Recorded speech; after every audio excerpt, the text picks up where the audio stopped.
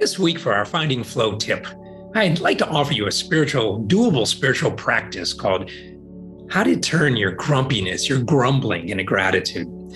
By way of background, psychologists say that most of us have a built-in negativity bias.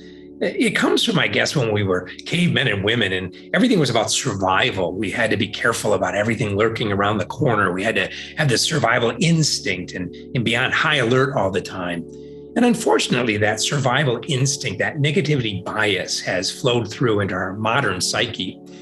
So the question is, how do we turn that negativity bias? How do we override it in our daily life?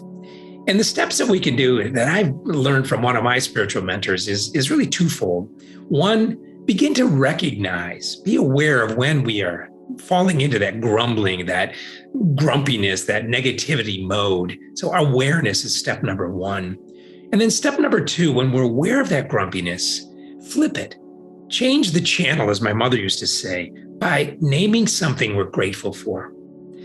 By doing so on a regular basis, what we're really training our brain is to stop with the negativity bias, to override the negativity with gratitude.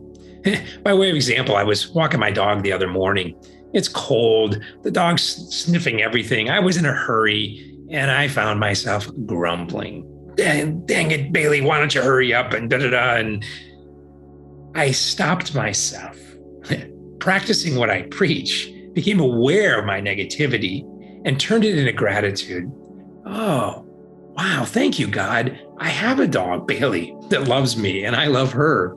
Oh, I'm able to walk, God. Thank you for these legs that I can walk through my neighborhood. Oh, and thank you for the freedom that allows me to be free and able to walk through a neighborhood without too much fear or trepidation.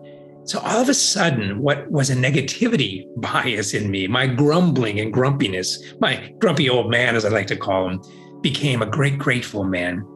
The Welsh poet George Herbert years ago wrote a poem that said, God, you have given us so many things. One more thing we ask of you. Please give us a heart of gratitude. And I think that gratitude is what Brother Lawrence Steindl Rast talks about in his book, Gratitude, the Heart of Prayer.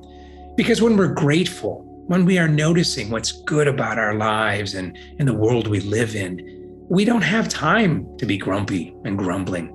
So this week, notice yourself, catch yourself when you're grumbling or being grumpy or being negative, and then stop and invite yourself with a gentle discipline to name one or two things in that moment that you're grateful for.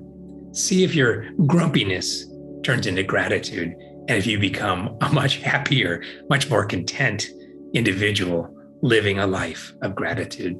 God bless.